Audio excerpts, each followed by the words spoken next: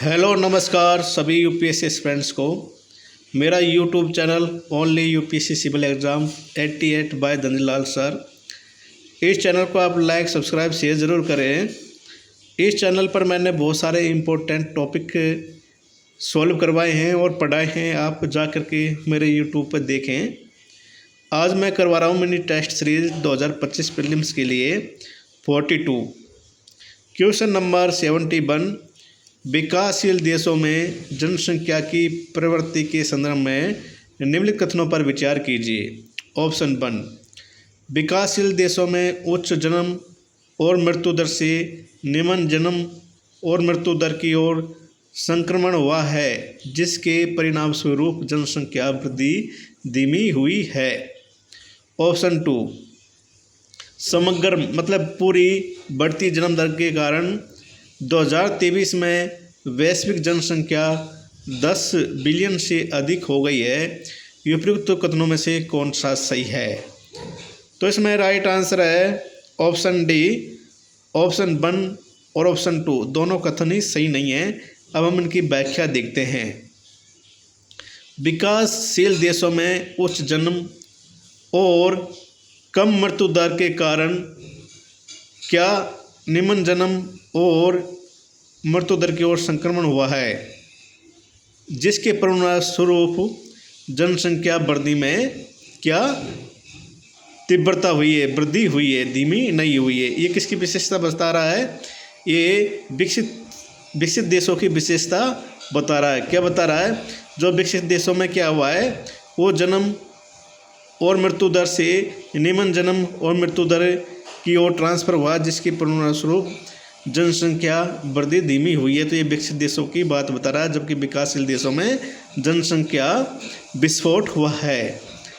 Option 2, जो समग्र बढ़ती जन्म दर के कारण 2023 में वैश्विक जनसंख्या 10 बिलियन से अधिक हो गई है, तो ये ऑप्शन गलत है, क्योंकि 2023 में किसके अनुसार? संयुक्त राष्ट्र जनसंख्या कोष के अनुसार 8.04 बिलियन से कम है, जबकि 2025 में शायद 10 बिलियन से अधिक हो सकती है, इसलिए ऑप्शन 2 भी गलत है। नेक्स्ट क्वेश्चन फिर है क्वेश्चन नंबर 72। हाल ही में पर्यावरण, वन और जलवायु परिवर्तन मंत्रालय ministry of environment, forest, climate change ने भारत में तेंदुओं की स्थिति रिपोर्ट 2022 जारी की है। इस संदर्भ में निम्नलिखित कथनों पर विचार कीजिए। ऑप्शन 1, इसे प्रतिवर्ष राष्ट्रीय बाघ संरक्षण प्राधिकरण, नेशनल टाइगर कंजर्वेशन अथॉरिटी और भारतीय वन जीव संस्थान द्वारा राज्य वन विभागों के सहयोग से प्रकाशित किया जाता है। ऑप्शन 2, तेंदुओं की सबसे अधिक आबादी महाराष्ट्र में तथा इसके बाद कर्नाटक और तमिलनाडु का स्थान है। ऑप्शन 3, कॉर्बेट टाइगर रिजर्व में तेंदुओं की सर्वाधिक आबादी पाई जाती है तथा इसके बाद नागार्जुन सागर श्रीशैलम टाइगर रिजर्व का स्थान है। उपयुक्त कथनों में से कितने सही है? तो इसमें राइट आंसर ऑप्शन डी है, तीनों कथन ही सही नहीं है। हम एक बार व्याख्या के दोबारा आपको समझाते हैं।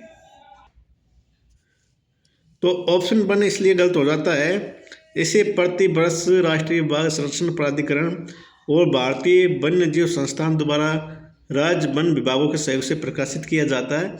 ये बात तो सही है, NTCA और WII के सहयोग से किया जाता है, लेकिन इसे प्रतिवर्ष नहीं किया जाता है, प्रत्येक 4 वर्ष में प्रकाशित किया जाता है। ऑप्शन 2, जो तेंदुओं की सबसे अधिक आबादी महाराष्ट्र में नहीं है, मध्य प्रदेश में है, इसके बाद में फिर महाराष्ट्र, कर्नाटक, तमिलनाडु का स्थान है। ऑप्शन 3, कॉर्बेट टाइगर रिजर्व कहाँ पर स्थित है? ये उत्तराखंड में स्थित है और ये पहला टाइगर रिजर्व था इंडिया का। इसमें तेंदुओं की सर्वाधिक आबादी पाई जाती है, तो ये ऑप्शन गलत है, क्योंकि जो तेंदुओं की सर्वाधिक आबादी है वो नागार्जुन सागर श्रीशैलम टाइगर रिजर्व में फर्स्ट नंबर पे पाई जाती है। उसके बाद में पन्ना रिजर्व, में पाई जाती है, जो मध्य प्रदेश में स्थित है। और नागार्जुन सागर श्रीशैलम टाइगर रिजर्व कहाँ पर है? ये आंध्र प्रदेश में स्थित है। नेक्स्ट क्वेश्चन, प्राय सुर्खियों में रहने वाला अजोब सागर किन दो देशों के मध्य अवस्थित है? ऑप्शन ए रूस और यूक्रेन, ऑप्शन बी तुर्की और ग्रीस, ऑप्शन सी तुर्की और जॉर्जिया, ऑप्शन डी अजरबैजान और आर्मेनिया। तो इसमें राइट आंसर है ऑप्शन ए, रूस और यूक्रेन के बीच में अजोब सागर है। यह अजोब सागर किन दो देशों के बीच में है? रूस और यूक्रेन के बीच में। तथा अजोब सागर की जो सीमा है वो किससे लगती है? ब्लैक सागर से, काला सागर। और दोनों के बीच में, काला सागर और अजोब सागर के बीच में कौन सा स्ट्रेट है? उसका नाम है करच स्ट्रेट। ठीक है, तो ये रूस और यूक्रेन के युद्ध की वजह से चर्चा में। इसी प्रकार इजराइल और फिलिस्तीन भी इम्पोर्टेंट है, इनकी भी आप लोकेशन देख लीजिए। नेक्स्ट क्वेश्चन, क्वेश्चन नंबर 74, हाल ही में एशिया और पैसिफिक मामलों के लिए संयुक्त राष्ट्र आर्थिक एवं सामाजिक आयोग ने सस्टेनेबल डेवलपमेंट गोल प्रगति रिपोर्ट 2024 प्रकाशित की गई है। इस संदर्भ में निम्नलिखित बिंदुओं पर विचार कीजिए। सतत विकास लक्ष्य और उनका गोल क्या है, और ये कब तक पूरे करने हैं? ये सन 2030 तक कंप्लीट करने हैं। अब इसमें ऑप्शन दे रखा है, जैसे सतत विकास लक्ष्य 2, इसका गोल क्या है? भूखमरी की समाप्ति। फिर है ऑप्शन 2 सतत विकास लक्ष्य, इसका गोल क्या है? लैंगिक समानता। फिर है ऑप्शन 3 सतत विकास लक्ष्य 6 गुणवत्तापूर्ण शिक्षा। फिर है सतत विकास लक्ष्य 7 स्वच्छ ऊर्जा। ये उपरोक्त में से कितने सही सुमेलित है? तो इनमें से कौन से सही सुमेलित है? तो इसमें राइट आंसर है ऑप्शन बी, चारों में से 2 कथन सही है। कौन कौन से? जो सतत विकास लक्ष्य गोल 2 का अर्थ होता है भूखमरी की समाप्ति, जबकि सस्टेनेबल डेवलपमेंट गोल 7 का अर्थ होता है स्वच्छ ऊर्जा। जबकि सस्टेनेबल डेवलपमेंट गोल 4 का मतलब होता है गुणवत्तापूर्ण शिक्षा, और सस्टेनेबल डेवलपमेंट गोल 6 का मतलब होता है लैंगिक समानता। तो ये दोनों ऑप्शन 2 और ऑप्शन 3 विपरीत दे रखे हैं।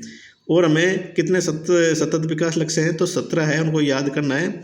उनमें से जो इम्पोर्टेंट 13 जो क्लाइमेट चेंज पर कार्रवाई के बारे में बताता है, उसे भी हमें ध्यान रखना है। कभी कभी ऑप्शन में पूछ लेता है।